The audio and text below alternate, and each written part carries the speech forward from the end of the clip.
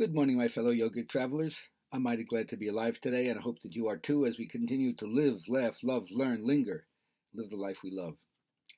One of the ideas that has really gripped me is the relationship between the subconscious and the conscious mind, and that according to this particular theory, whatever you claim and believe to be true, your subconscious mind will accept and bring it into your experience. As soon as your subconscious mind accepts an idea, it proceeds to put it into effect immediately. It doesn't argue with you controversially. It can't take a joke.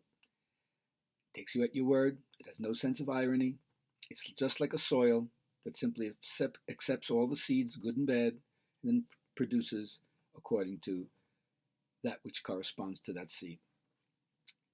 So, the sure method of overcoming habitual grooves in your mind is by the repetition of constructive and harmonious thoughts that you frequently repeat. You can't impose anything on your subconscious mind against the will of your conscious mind. So your conscious mind has to be the watchdog at the gate and also the one that chooses the phrases that heal, bless, elevate, inspire.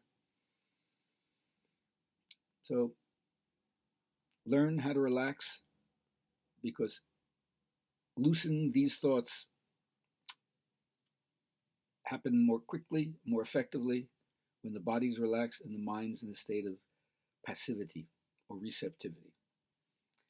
So find your way to use your own subconscious mind to help you, because you will project onto the screen of space as conditioned event and circumstance the sum total of your previous thoughts. All right, that being said, every now and then I like to review the hero journey as I've learned it from Joseph Campbell, because he says some really important things for us as modern people to understand. That the purpose of all mythology is to put us in contact with our deep nature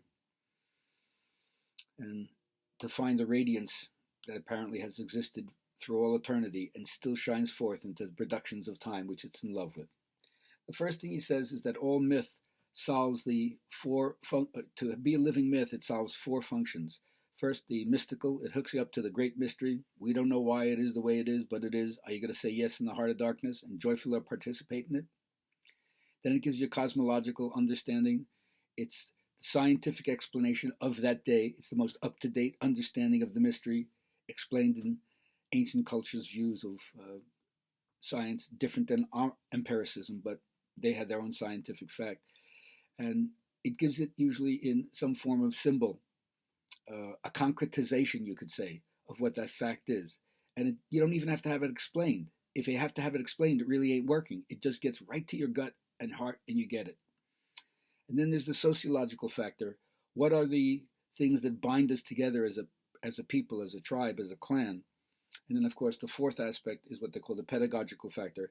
How do we teach individuals how to face the vicissitudes of life? Because later on, if you have this as a basis, doors will open for you where it wouldn't have opened for somebody else. A door wouldn't have been there before, but because your head is screwed on straight and you're connected to these other ways, it does. So this is the one shape-shifting journey that transforms the world for all of us. And the basic idea is that you have to leave the known. You have to separate yourself from everything that's come before. The pale of the village compound has gone too small for you, or you hear the call like Jonah to get up and do something. And you can't flee from the face of the Lord, as they say. So it's going to catch up with you in some way. And then you face some kind of test and trial. You have to go into what they call the zone of magnified power and do battle with the forces of your own demons, the ubiquitousness, right? The everywhere aspect of human beings struggling with their own inner shadow, which they dramatize as the fire-eating dragon or the witch that asks you a question, will kill you on the spot if you don't have the right answer, or the fiery gates that you can't pass through without getting scorched to death, or whatever it is. If you're going to bring back the 10 Commandments or the Golden Fleece or the Holy Grail, you're going to face some kind of test and trial. And if you make it, and there's no guarantee you will, then you reincorporate and you come back to your community and you give it the gift to everybody. And then there's usually a right of investiture that you have a new status in the society as a result of that. So this is, we're talking about the realm of fairy tales, the realm of the muses, the realm of imagination.